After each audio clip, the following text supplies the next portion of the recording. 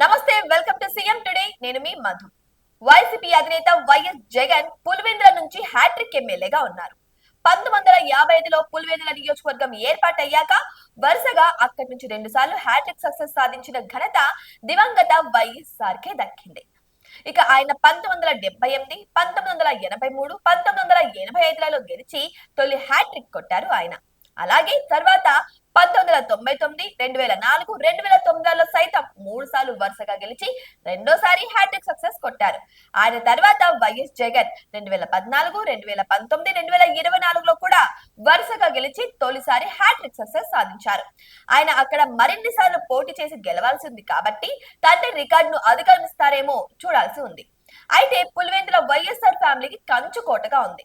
దానిని బద్దలు కొట్టాలని టీడీపీ కూటమి గట్టి ప్రయత్నాలే చేస్తుంది. తాజాగా జరిగిన పులివెందుల జెడ్పీటీసీ ఉప ఎన్నికల్లో టీడీపీ కూటమి గెలిచి వైసీపీకి గట్టి షాక్ ఇచ్చింది.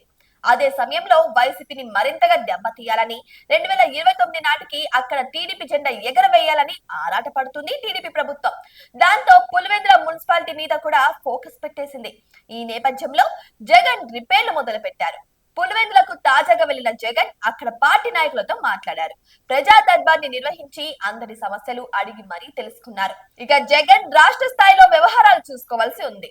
దాంతో పులివెందుల బాధ్యతలు తన మాదిరిగా చూసే నమ్మకమైన వారి కోసం చూసి చివరికి ఆమెను ఎంపిక చేసుకున్నారని అంటున్నారు. ఆమె ఎవరు కాదు, జగన్ సతీమణి వైఎస్ భారతి.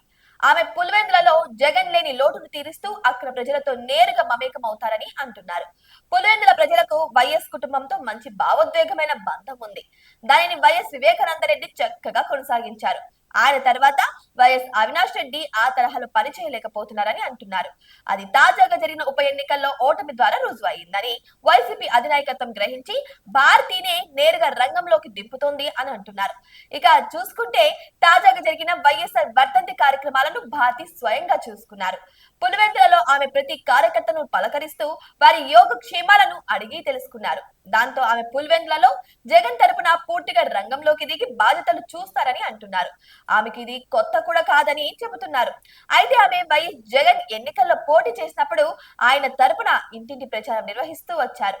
ఆమె అందరికీ అలా బాగా పరిచయం ఉన్నవారు కావడంతో పులివెందులలో ఆమెకు పార్టీ బాధ్యతలు అప్పగించడం ద్వారా పార్టీ పట్టు జారకుండా చూసుకోవడమే కాదు, వైఎస్ఆర్ కుటుంబం ఎమోషన్ ని కంటిన్యూ చేయాలనేది కూడా ఆలోచనగా ఉందని అంటున్నారు. ఇక కుప్పంలో చంద్రబాబు సతీమణి భువనేశ్వరి కూడా అంతా తానై కార్యకర్తలను చూసుకుంటుంది. ఆమె వీలైనప్పుడల్లా అక్కడికి వెళ్లి పార్టీ కష్ట సుఖాలు చూస్తారు. కార్యకర్తలతో మంచిగా ఉంటూ వారి సమస్యలు పరిష్కరిస్తూ ఉంటారు. ఇప్పుడు జగన్ కూడా అదే విధంగా తన సతీమణిని రంగంలోకి దింపుతున్నారు అని అంటున్నారు.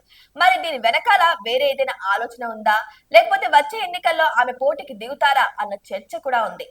ఎందుకంటే 2024 ఎన్నికల్లోనే జగన్ జమ్మల మడుగు నుంచి పోటీ చేస్తారు అన్న ప్రచారం సాగింది. చూడాలి మరి ఏం జరుగుతుందో అని. అయితే ఈయన ఆమెను మాత్రం రంగంలోకి దింపుతారు అనే ఒక టాక్ అయితే వినిపిస్తుంది. మళ్ళీ నిజంగానే వైఎస్ భారతిని దింపుతారా, లేకపోతే విజయమ్మని దింపుతారా? ఎందుకంటే మీరు చూసుకుంటే నిన్న మొన్న కొన్ని వీడియోస్ లలో కూడా కనిపిస్తుంది. ఇక వైఎస్ జగన్మోహన్ రెడ్డి వారి భార్య కూడా ఇక విజయమ్మ మీద లేనిపోని ప్రేమను ఉలకబోస్తున్నట్టు కూడా కొన్ని వీడియోలు వచ్చాయి. మరి ఈవిడ కూడా వాళ్ళ పిల్లలను చూడగానే ఎంతో ఆనందం వ్యక్తం చేసినట్టు కూడా కొన్ని వీడియోలు వచ్చాయి. మరి ఈ విషయంగా చూసుకుంటే నిజంగానే ఒకవేళ విజయమ్మని నిలబెడతారా, లేకపోతే భారతిని నిలబెడతారా అన్న సందేహం కూడా అందరిలోనూ ఉంది. మరి వెయిట్ చేసి చూద్దాం మరి జగన్ ఏ స్ట్రాటజీని ఉపయోగిస్తారు అనేది. మరి మీకేమనిపిస్తుంది? కామెంట్ బాక్స్ లో కామెంట్ చేయండి.